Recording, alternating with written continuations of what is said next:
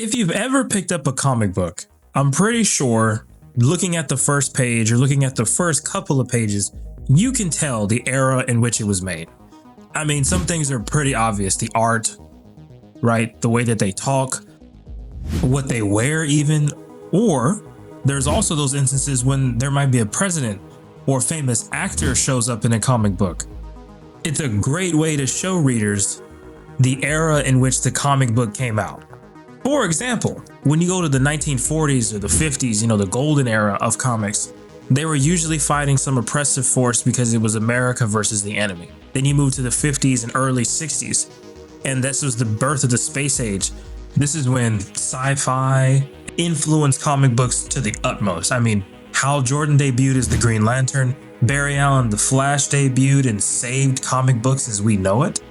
Then we get the debut of Marvel's first family, the Fantastic Four.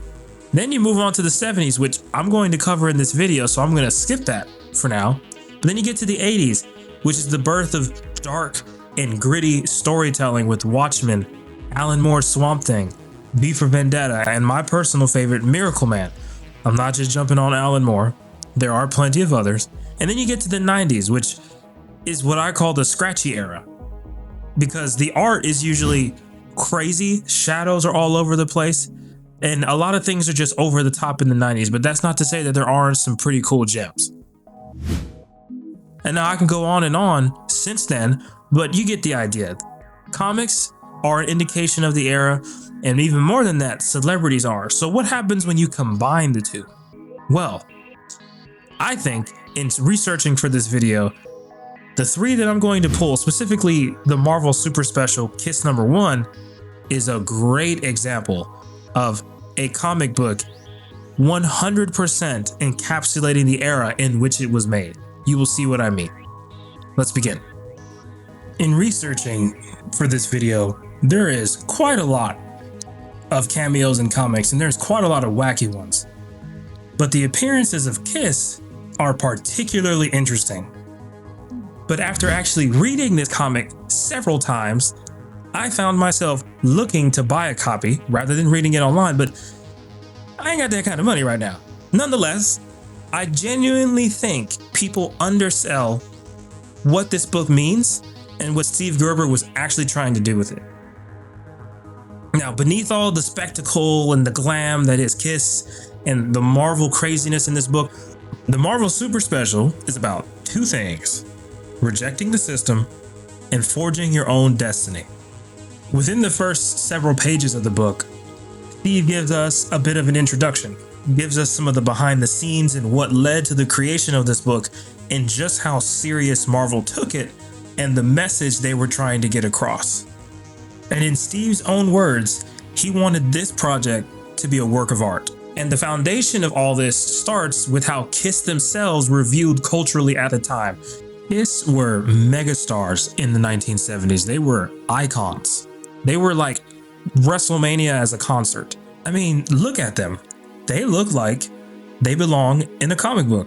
Their onstage gear looks like a superhero costume. Gene Simmons was a lifetime comic book fan. He would write his own stories and even try to illustrate them. And on top of that, rock and roll magazines at the time would call Kiss rock and roll superheroes. This book basically answers the question, what if the onstage personas of Kiss were fully realized? The Demon, the Star Child, the Catman, and the Space Ace. One of the band members, Paul Stanley, has a quote on the page that reads like this: "There's a lot of people doing straight jobs where the only thing that gets them by is thinking they're really hip anyway. We just look the way they feel. We make our own rules, we live our own life, and you can follow us, but we won't follow anybody else. Kiss is a way of life." That statement right there is the backbone of this book. The book is also about rejecting the idea that life is supposed to just be about work, routine, bills, responsibility, and climbing ladders forever. Steve Gerber directly talks about this philosophy himself when he writes, "You can be all you can become." Yeah, that simple. That profound too. The problem, it would seem, is that most people get this message backward. He follows up pointing out the other side of this viewpoint. You just cut out all that silly daydreaming. It's a waste of time. You'll never get to the top of the ladder by fantasizing, kiddo. What's at the top of that ladder? Another ladder. But they don't tell you that. Now it's clear from these opening statements that Steve Gerber wants this book to mean something. So, the book begins with Jean and Paul as they're walking through New York, and they're talking about what it is to be a teenager that's about to become an adult, and they're feeling the pressures from presumably people who are older than them, telling them to assimilate and just be a part of the process. Jean has some anxieties about, he's holding a Conan the Barbarian book, which is actually kind of meta, but his fear is basically becoming a CPA and not doing what he wants in life. Now, Paul, in being a good friend, basically reassures him and compares adulthood to what's called drondom, which is actually kind of true.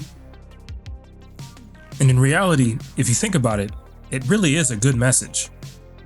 No one is just beholden to a system. Now, sure, it is really hard to break out of that system, but it also is worth it to chase your dreams and love what you do. But unfortunately, given the myriad of circumstances in the world, not everybody can just do that. As they continue towards Playland, they witness an old man fighting off a bunch of thugs, and he's holding his own. There's got to be at least 12 people that he's fighting off, and as if it was fate, he sees Jean and Paul standing there and tosses them this box and begins rattling off some kind of prophecy. For within this yon box resides thine own selves, thy love, thy rage, thy grace, thy power. Jean and Paul understandably take off and run for their lives. Now, why they would run to go meet their friends, Peter and Ace, at the Playland arcade is beyond me, putting their friends in danger. However, they get there and we meet Peter Criss and Ace Frehley. And the funny thing is Ace does not talk like a normal person. He's very, very, very philosophical throughout this comic. But it seems at this point within the book, which things kind of just go off the rails. Peter immediately senses something is wrong, then the thugs find them. All of them end up boxed in a photo booth. You get it? Boxed. Anyways, trapped inside this photo booth, they all try to figure out what they're gonna do as this pack of thugs are waiting outside, and Ace has the smart idea to just open it, and inside are 4 wooden figurines and 1 black star that exactly resemble the outfits that the Kiss band wears in real life. So it seems that this prophecy that the old man was telling is about to come true. As you can see, these figurines are beginning to glow, and as the thugs are outside giving them a countdown, they begin to get a little scared because the photo booth is starting to smoke, and in true Kiss fashion, they come out with a bang.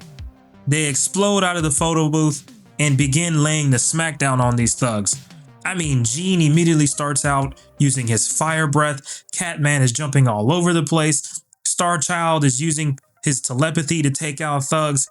And Space Ace easily eliminates the last remaining thug, which is their leader, Fringe, just pushing him to the side like he means absolutely nothing.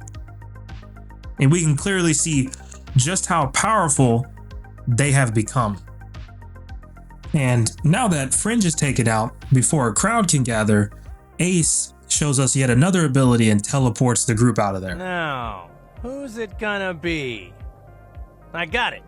Ready? 3, 2, 1. He's gone.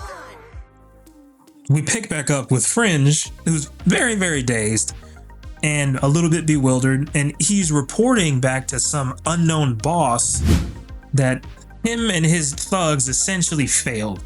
And as soon as he says that to his wristwatch, he's immediately vaporized, which is, it's kind of brutal.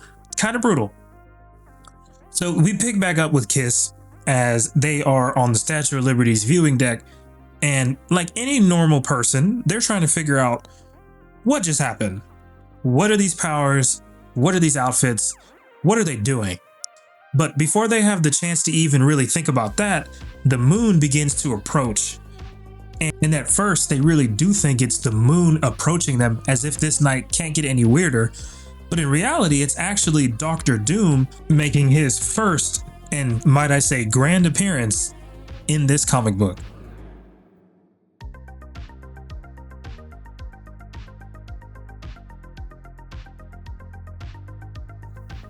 I want to take a pause for a moment and give Steve Gerber his props on how he wrote Doom in this book. He isn't some villain of the week material. He writes Doom in a very complex way in a short amount of time and stays true to the character, because Doom is arguably Marvel's best villain or most iconic villain, and he is extremely complex of a character. Now, Doom is usually one of the top 3 smartest people in the Marvel Universe. He relentlessly seeks power. He thinks that he is the superior person, the superior being in every situation he's in. But we get a lot of why that is in this story, and especially there's a section in the book where Steve Gerber gives us a backstory and biography of Doom, which ties back to this really awesome miniseries written by Ed Brubaker that's called The Books of Doom, in which details his definitive origin story and really gives us an idea into this amazing character that fits in so well with this book.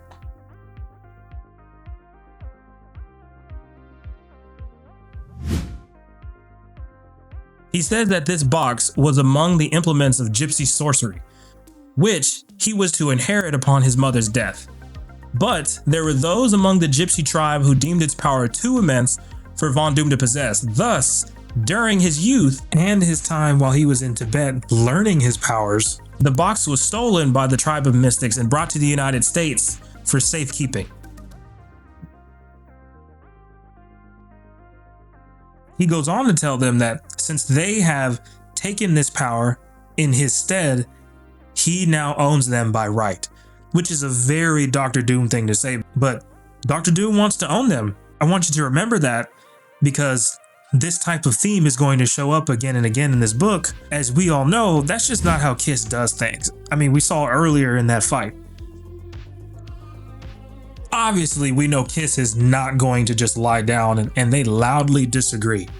Jean immediately goes on the attack like Godzilla mode again and factory resets this maiden, because we find out that they're actually not maidens, they're just Doombots. In the midst of all this chaos, Doom just leaves. He's not retreating or anything, but Doom is just gathering information, and now he knows exactly what he's dealing with. Kiss makes quick work of these Doombots, and Ace teleports the group away again, but they end up weirdly in space, not knowing what happened again. Kinda clear that Ace doesn't quite know how to use his powers yet. So while Kiss is floating in space, we cut to the Daily Bugle where J. Jonah Jameson is cussing out Peter Parker like usual, and they're trying to figure out what happened at the viewing deck. Who are these 4 superpowered beings that fought Doctor Doom? At the same time, the Fantastic Four is trying to figure out the same thing. At the same time as that, the Avengers are trying to figure out what is going on. So, with a story involving magic, the world's superheroes decide to ask Doctor Strange what's going on.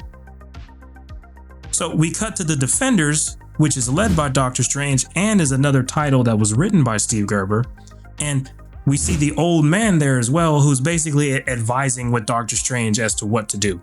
And we find out that this old man's name is Dizzy, and that the superheroes should not interfere because they could disrupt the mystical forces that are at play. And what Kiss is going through at the moment is a trial that they must do without anyone's aid. I find it funny, however, that the world's premier superhero teams, I mean, everyone is here except the X-Men and the Inhumans, are leaving 4 newbies or 4 teenagers to fight Doctor Doom, possibly the most dangerous villain in Marvel. Anyway, the group is split. Jean and Paul end up in what appears to be heaven, and God stands there with his little cherub angels, and he offers them eternal satisfaction. Paul is surrounded by beautiful women. Everything appears absolutely perfect. But Jean immediately distrusts it. And he's right. The moment he rejects the illusion, heaven transforms into something horrifying. Angels become demonic entities, the women around Paul become grotesque hags, and eventually the false god himself is Mephisto. Because Mephisto doesn't just want to kill them. If anybody knows Mephisto, he seeks to dominate people. He wants to domesticate them, control them, break them down psychologically so that they could become his servants. He even tells them that the best servants are ones like a household pet, dumb, well-fed, and eager to do his bidding. This exact scenario is what they did not want to happen to them, which was reflected at the beginning of the book.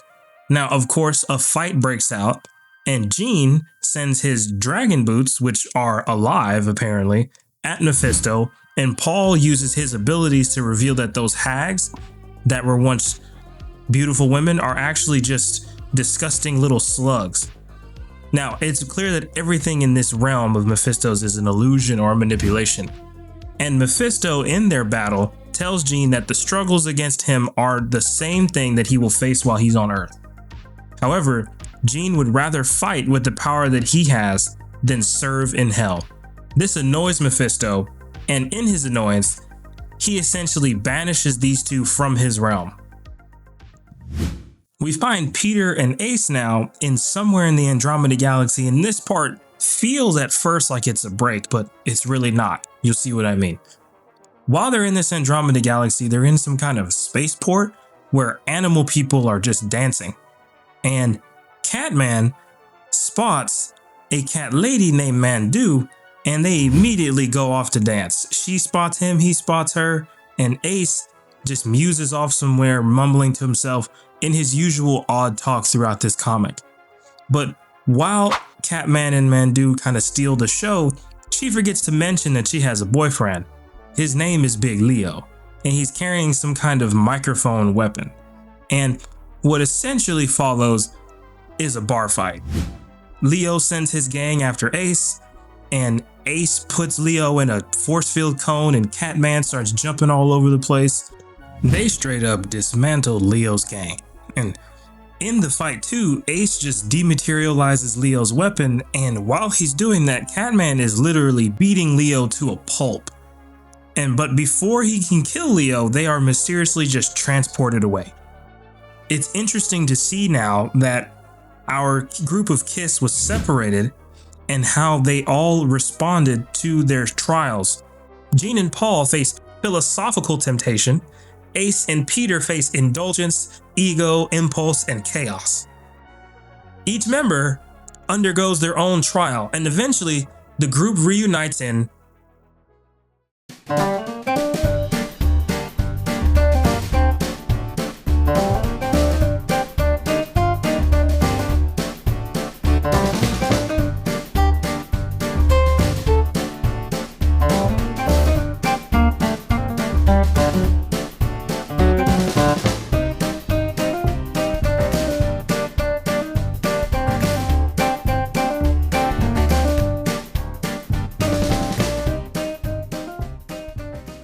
the old man regroups with them and explains that everything they've experienced, the temptations, the suffering, the battles, the cosmic insanity, was all a part of growth.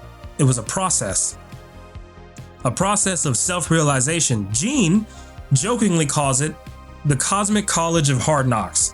Not like the NFL's Hard Knocks, but boy, I would read a comic book that was like a behind the scenes of what superheroes do. The group has learned who they are, learned what they're capable of, and learned the dangers of having power. However, we forget Doom escaped in the earlier fight. Doom assuredly has watched them and studied their powers so that when he fights them, it's going to be a wrap.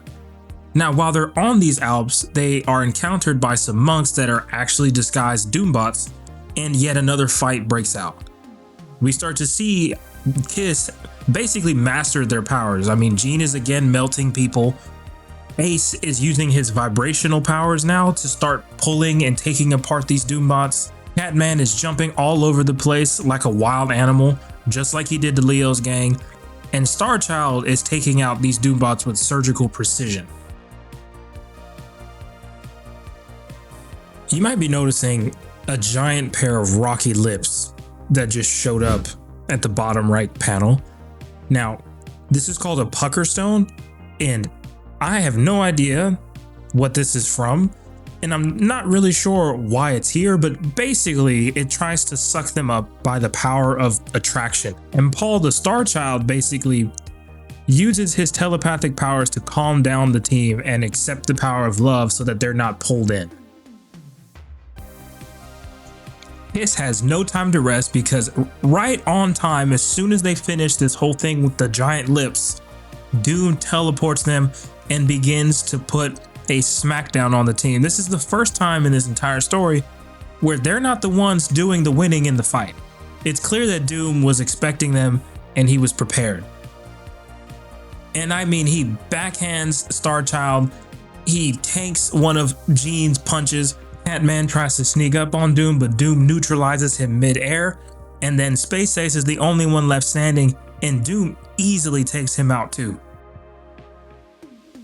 While down, Doom is beginning to revel in his victory, and Space Ace says, "Isn't that a little harsh? Even you must have been a kid once, Curly." That right there freezes Doom. That right there freezes Doom for but a moment. A pivotal moment. He is shot with a psychic blast by Starchild. And it's in this moment where we find out that Doom is not just a villain anymore. Doom has become what Kiss has been trying to fight this entire time. He has become his own worst enemy in a way. He's the person whose youth was destroyed by systems and suffering. He even says it himself that he was forced to choose between subservience and sovereignty. But where Kiss embraced imagination and self-expression, becoming these figures, Doom embraced domination. During Doom's psychic break, Dizzy chimes in. He says the dangers must be met. The questions asked if one is to actualize one's potential. You become all that you could be, Victor. Would you deny these youths the same privilege? Would you? Doom, at first, thinks to do that. But before he strikes down Dizzy, he realizes Dizzy is the man that taught his mother sorcery, spoke his father's eulogy at the funeral, and he realizes that they have the right to become themselves. They have the right to dream. They have the right to define their own identity. Now, some of you may think that that's out of Doom's character. I'll leave that to you. But rather than choosing to fight them, he understands the message and decides to banish them. In the banishment, Ace teleports everyone away, and they are no longer in their Kiss uniforms. And they're wondering why. Dizzy explains to them that the forms that they just took on are what they wear in the night, and who they are in real life is who they should be during the day. Now, the group speculates on why this box is just called the Box of Kiss, and Dizzy explains to them, well, that's essentially their code word to become Kiss. And thus, the book ends. But I want to leave that with one thing. This story is very imaginative. It speaks about even having an imagination. It also speaks about rebelling and, again, refusing to let the world flatten you into something that it wants you to be and smaller than who you want to become. Gerber himself even says earlier in the book that there's a Spider-Man living in each of us, the living child, with all its curiosity, all its creativity, and its insatiable yen for exploration and adventure. He's talking about the part of us that still wants to dream. Okay, so now that we've covered Marvel Super Special Kiss number 1, it's time to move on to the next part of their appearances, which are actually their first appearances within comic books ever. And these were also written by Steve Gerber, and these take place in Howard the Duck number 12 and 13. Let's jump right into it. The story begins with Howard the Duck being committed into a psychiatric ward alongside a young woman named Wenda Wester. Wenda is anxious, frightened, and isolated. She's absolutely convinced she's possessed by demons. Wenda also believes that her family will reject her completely if they discover what's going on with her. Howard, meanwhile, is barely functioning. He's fresh off the collapse of his presidential campaign. Yes, Howard the Duck tried to run for president. He's emotionally exhausted, he's nicotine deprived, and mentally unraveling. My boy Howard just needs his cigar. And at this point, Howard has completely checked out. I mean, his mind is gone. And Gerber illustrates this in a really uncomfortable way because Howard slowly stops behaving like himself. His speech becomes fragmented, he utters random disconnected phrases and stares just blankly into space. The life that was in his eyes, in his soul, is just leaving. So while it's clear that Gerber is trying to make Howard look emotionally exhausted, he's basically just depressed. Now, the staff at this institution don't make things any better. They actually make things worse. The two nurses constantly torment Howard and Wenda. They insist that Howard is nothing more than a little person in a duck costume. Now, that's a little absurd because you have Avengers running around, the Incredible Hulk exists, Doctor Strange exists, they've seen aliens, the Earth has been attacked by Galactus, and Skrulls even. But a talking duck is pushing it too far. Okay. Personally, I think the funniest thing about these two stories is this little tidbit here, because everyone seems to have a problem with him just being a talking duck. It's outrageous. But no one wants to accept what Howard really is. So instead of understanding him, they try to force him into categories that they can psychologically process.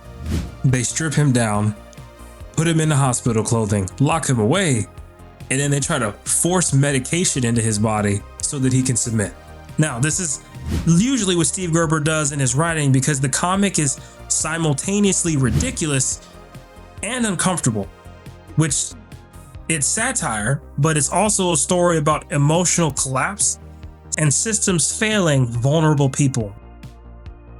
Meanwhile, Wenda's situation is arguably even more tragic because the doctors begin investigating her claims about demonic possession and eventually discover something pretty sad. The life that she remembers, or that she thought she had, is basically gone. Her family's missing, the home that she was raised in no longer exists, so there's nowhere for her to go. However, there is at least one compassionate person in this entire facility. That's Dr. Avery. He decides that conventional psychiatric treatment clearly is not helping Wenda. So Avery decides he's going to bring in an exorcist who, if we have any Eagle Eye viewers, probably spotted this person in the other comic we just covered. And at the same time as this is being discussed, we go back to Howard, who is still deteriorating. He's so heavily medicated that when Dr. Avery attempts to speak with him, Howard can barely respond with anything except a very empty, huh? As Dr. Avery is examining Howard, what they hear is a giant scream throughout this institution. Now, of course, in a panic, everybody starts running to go check what's going on, and this smoke begins filling up the entire area. And as they all see what's happening, Kiss is just there within the smoke, like they're in an Undertaker entrance, and thus the comic just ends. Which, I don't know about y'all, but that's an insane way to just end the story. Boom, Kiss. See y'all next month. I mean, that's crazy. No need to worry, guys. We're not going to stop there on a cliffhanger. Issue 13 picks up right after issue 12 left, with Kiss on the scene, and they are basically surrounding or approaching Howard. Kiss is basically approaching Howard at this point from the smoke, and some security officers try to run in and kind of fix the situation, but what occurs is Starchild sees them, hits them both with a psychic blast, knocking them out. They soon surround Howard completely, and Catman leans over and says, "The word. When you meet reality head on, kiss it. Smack it in the face. That's the word. Pass it on." And Howard, dazed and mind gone, he basically just responds with another, Ha. And soon Kiss retreats back into the smoke as Wenda is knocked out, and right before they fully leave the scene, one of the nurses snaps a picture. And then the comic abruptly cuts to 3 days later. One of the nurses reports the incident to a Dr. Reich and casually just reveals that the x-rays have confirmed that Howard is in fact an actual duck. Told you guys that joke would just keep coming. The nurse also reports that Dr. Avery is going to be bringing in an exorcist, and Dr. Reich immediately starts trying to sabotage Avery's efforts. What I think is going on is Steve Gerber is trying to tell us that institutional systems try to suppress things that they don't understand. So meanwhile, this obviously didn't do anything for Howard's state of mind, so he continues to hallucinate. He starts to see butterflies, he's hearing voices now, and he himself describes them in the comic as visual commentary. And he begins to reminisce about what he wanted, about the life that he was supposed to have, or the various lives he was supposed to have as a lawyer, a mortician, a poet, and even a construction worker. But this was all dashed when the universe basically dragged him into the Marvel continuity against his will.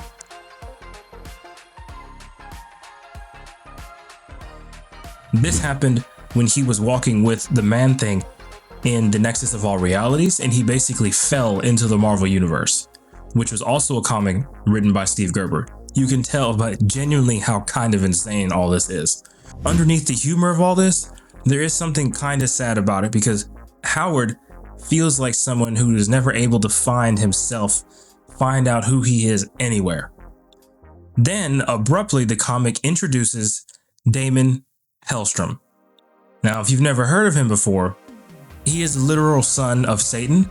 He's a demonologist and a supernatural investigator. He's the closest thing that this institution is going to have to a therapist. So he arrives to examine Wenda and immediately has to process the fact that there's a talking duck sitting in the room with him. Now again, this man is the son of the devil, and he performs exorcisms and runs with the Defenders. How was a talking duck slightly perplexing?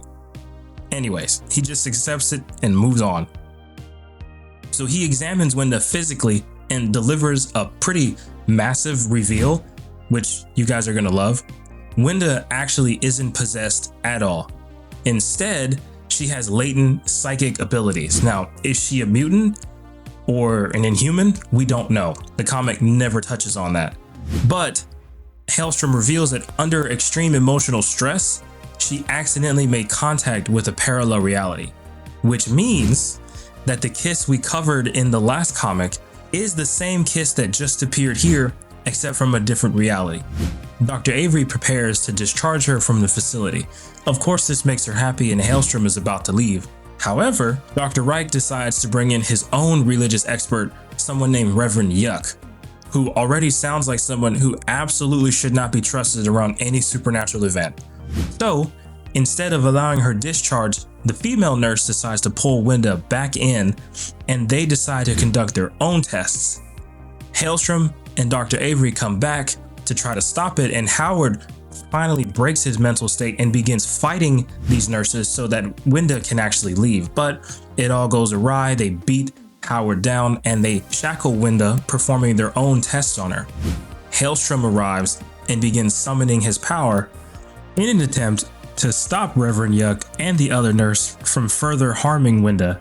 However, everything goes awry as Howard stumbles into the room, and right as Hellstrom is about to release it, Reverend Yuck channels this power, this darker side of Damon Hellstrom into Howard and turns Howard basically into Damon Hellstrom. And thus issue 13 ends. This is just crazy. A psychologically broken duck possessed by demonic energy, a psychic girl that unknowingly bridges realities, and the son of the devil all show up in the span of 2 issues. Oh, my bad, I forgot Kiss shows up as well. How insane is that? I appreciate y'all was sticking with me so far.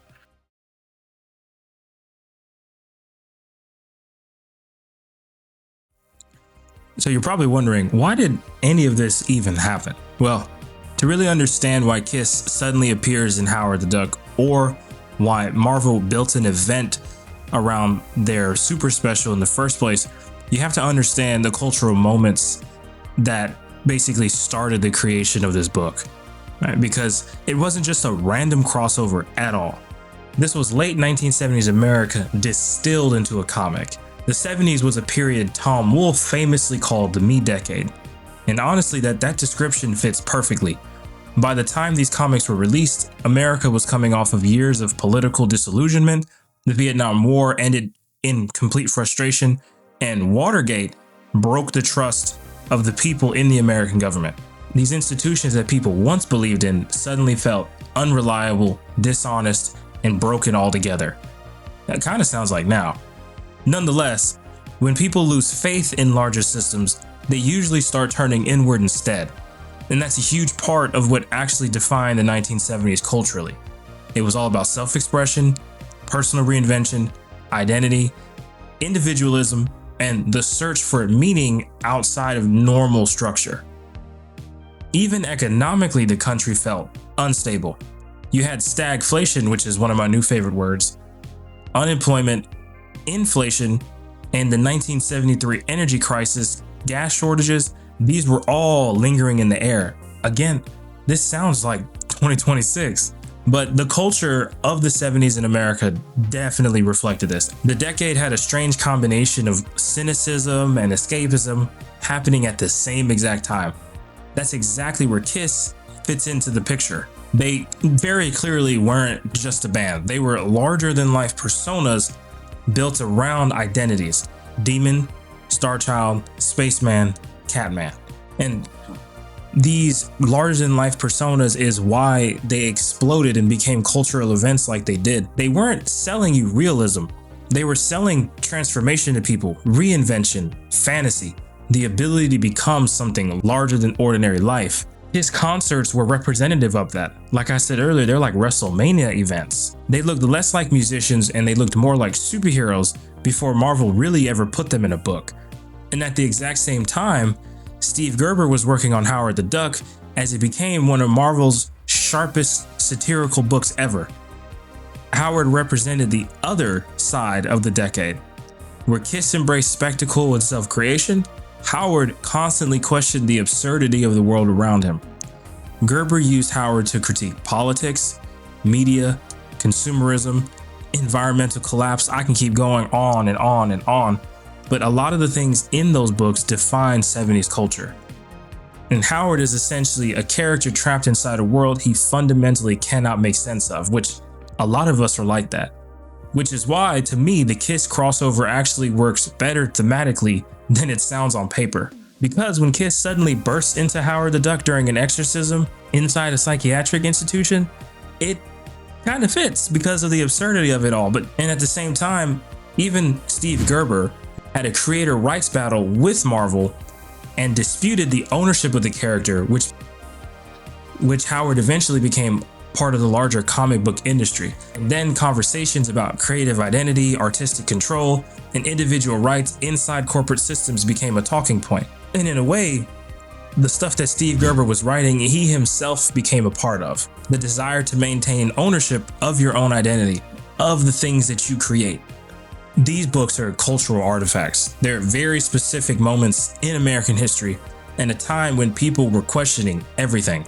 Institutions themselves, they were searching for meaning and trying to decide whether they should be an individual or to survive within a larger system. Now, in the mid-70s, Marvel was experimenting aggressively. They weren't interested in just being a superhero company anymore. Marvel wanted to expand its scope into other avenues within the greater society. One of the biggest results of this experimentation is the Marvel Comics Super Special line. In the book that we covered originally, Steve Gerber talks about just how successful this book was. And believe me, it was. It launched the Marvel Super Special comic line that featured the Beatles, Close Encounters of the Third Kind, Dune, Jaws 2, Battlestar Galactica, Blade Runner, Star Trek the Motion Picture, Conan the Barbarian. But honestly, Kiss was the perfect place to start because they were the hottest act at the time. For those of you who already know the story, you're probably like, when is he going to talk about the blood event? Here we go. Marvel and Kiss staged one of the most famous promotional stunts in comic book history, and in my mind, the craziest one I've ever seen. Kiss flew to New York, had their blood drawn at Nassau Coliseum, documented it, notarized it, refrigerated it, transported it to the Borden ink plant where it was mixed into the red ink used during printing of this actual book, which is absurd, and I love it. So it not only is a comic book, you're actually owning a part of the band itself, which is probably why they're like $400 right now. And subsequently, this turned buying the book into an event.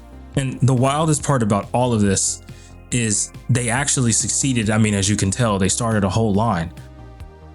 This was one of Marvel's biggest successes in the 70s. The first print run sold around 250,000 copies. It sold out almost immediately, so Marvel rushed to put out a second printing, and that sold incredibly well too. By the end of the year, the comic had reportedly reached around 500,000 copies sold.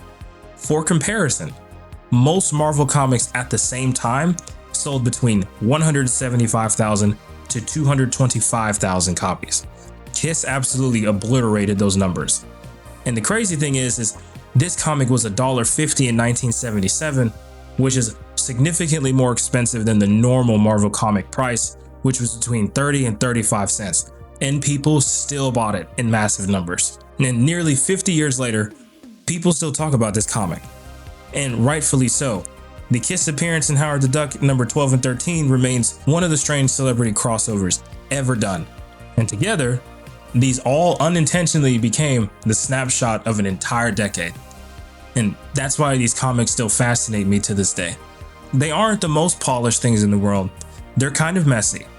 But Marvel was willing to take a gamble on these bizarre ideas, and it worked. These Kiss appearances essentially laid down the foundation of what a cool crossover is supposed to be.